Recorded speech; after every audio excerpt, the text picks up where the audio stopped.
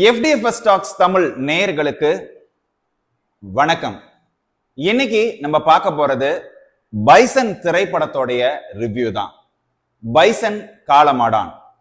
உண்மையிலேயே இந்த படத்தை பத்தி நிறைய பேச வேண்டிய விஷயங்கள் இருக்கு. முதல்ல இந்த படத்தை இயக்கியது யாருன்னு பாத்தீங்கன்னாக்க மாரி செல்வராஜ் தான் இந்த படத்தை இயக்கியிருக்காரு. நீலம் மற்றும் அப்ளாஸ் ரெண்டு பேரும் சேர்ந்து இந்த படத்தை தயாரிச்சிருக்காங்க. 2 மணி நேரம் 48 நிமிஷம் ஓடக்கூடிய இந்த திரைப்படம் அப்படிங்கிறது ரொம்பவே ஒரு விறுவிறுப்புக்கு பஞ்சம் இல்லாத ஒரு திரைப்படம் அப்படின்னு தான் சொல்லணும். குறிப்பா இந்த படத்துல பாத்தீங்கன்னாக்க விக்ரமுடைய மகனான துரு விக்ரம் இந்த படத்துல நடிச்சிருக்காரு.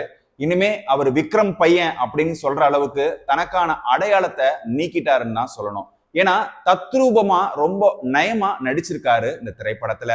இது மட்டும் இல்லாம இந்த படத்துல நடிச்சிருக்கிற லால் மற்றும் அமீர் இவங்க ரெண்டு பேருடைய நடிப்பு அப்படிங்கிறது இவங்க படத்துல நடிச்சாங்க அப்படிங்கிறத விட படத்தின் கதாபாத்திரமாவே வாழ்ந்திருக்காங்கன்னு தான் சொல்லணும்.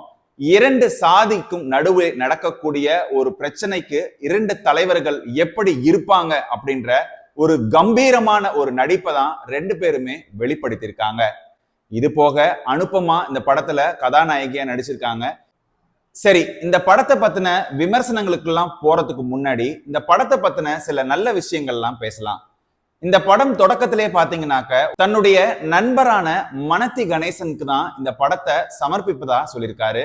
அவர் ஒரு முன்னாள் கபடி பிளேயரா இருந்திருக்கிறதாவும் அதுல குறிப்பிட்டிருக்காரு.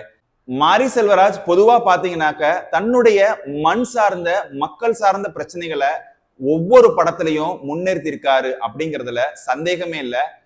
அதே மாதிரிதான் இந்த முறையும் தன்னுடைய மனம் மாறாமல் தன்னுடைய மண் மீதான உணர்ச்சிகளை வெளிப்படுத்தியிருக்காரு மாரி செல்வராஜ். இந்த படத்துடைய கதை நகர்வு அப்படிங்கிறது 1994ஆம் ஆண்டு நடைபெற்றது போல இந்த படத்தை இயக்கியிருக்காங்க.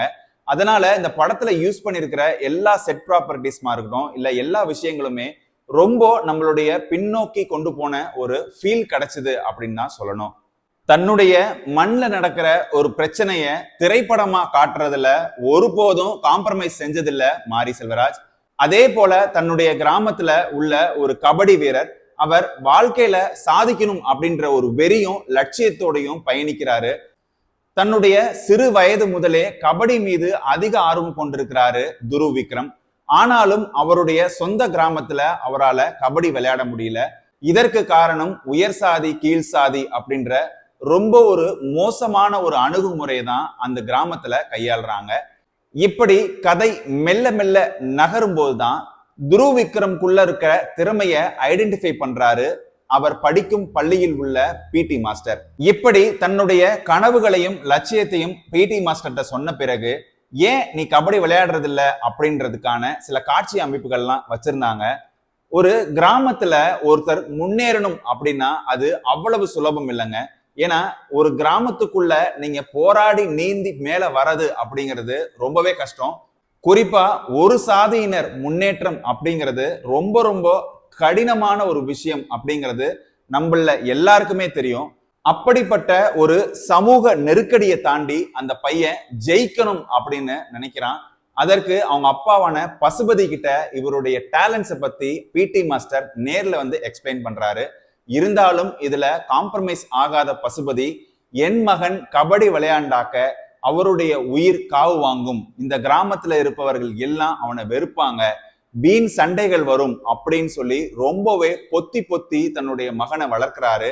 இப்படியாக கதை நகர்ந்துகிட்டு இருக்கும் போதுதான் பசுபதி தன்னுடைய குலதெய்வத்திற்கு ஒரு கெடாவை காவு கொடுக்கறதுக்காக அழைச்சிட்டு போறாரு. அப்படி போகும்போது ஒரு சின்னதா ஏற்படுற ஒரு உரசல் தன்னுடைய ஒட்டுமொத்த குடும்ப வாழ்க்கையே திருப்பி போடும் அப்படிங்கிறத அந்த மொமெண்ட்ல அவர் நினைக்கல.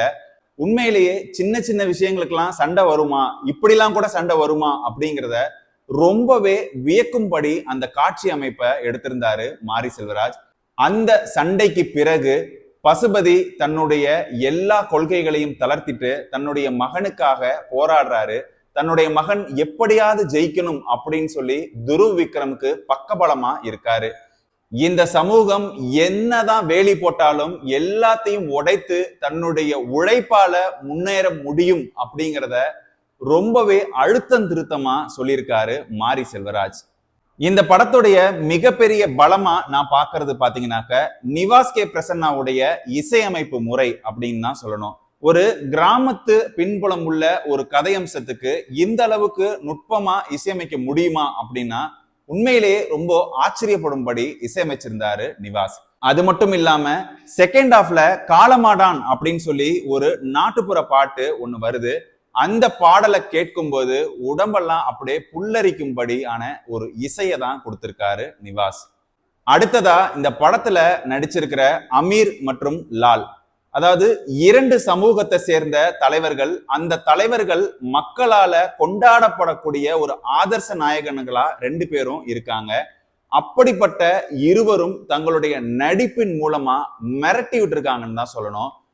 குறிப்பா அமீருடைய நடிப்பு, அவருடைய டயலாக் டெலிவரி எல்லாம் பாத்தீங்கன்னாக்க ஒரு கிராமத்துல உள்ள ஒடுக்கப்பட்ட சமூகத்துக்காக குரல் கொடுக்கக்கூடிய ஒரு நபரா தான் அவருடைய நடிப்பு அமைஞ்சிருந்தது.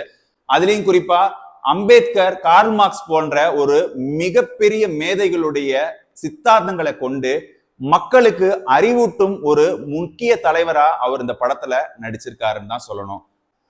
அவருடைய நடிப்பு அப்படிங்கிறது ஒடுக்கப்பட்ட சாதியினருக்கு குரல் கொடுக்கும் ஒரு ஆதர்ச நாயகனுடைய நடிப்பா தான் வெளிப்படுத்தியிருந்தாரு. அடுத்ததாக லாலுடைய நடிப்பு அப்படிங்கிறது ரொம்பவே பிரமாதமா இருந்துச்சுன்னு தான் சொல்லணும்.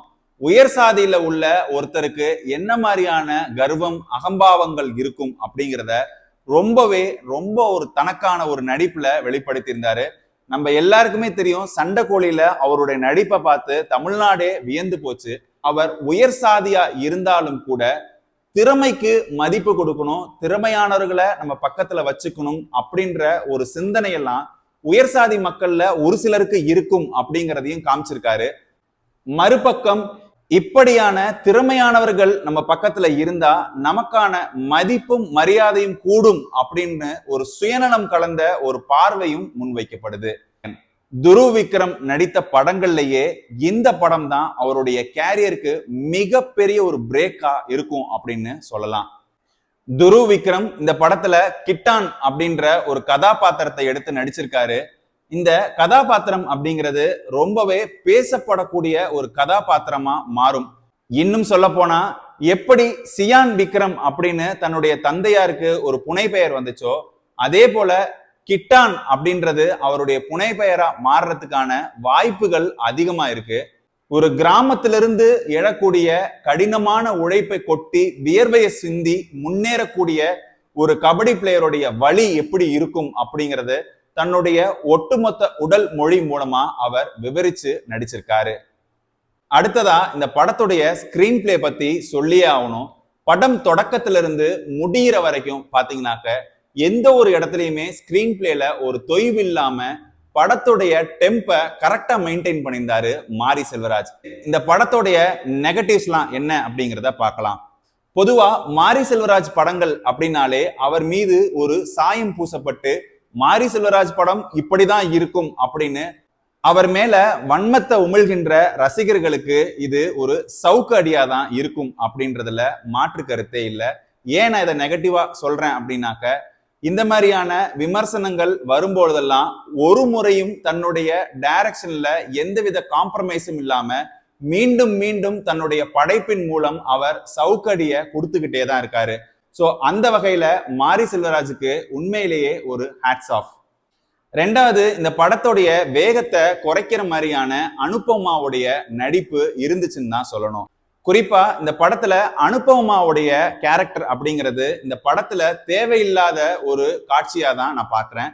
அவங்களுடைய நடிப்பும் சரி, அவங்களுக்கு கொடுக்கப்பட்ட முக்கியத்துவமும் ரொம்ப குறைவா இருந்துச்சு.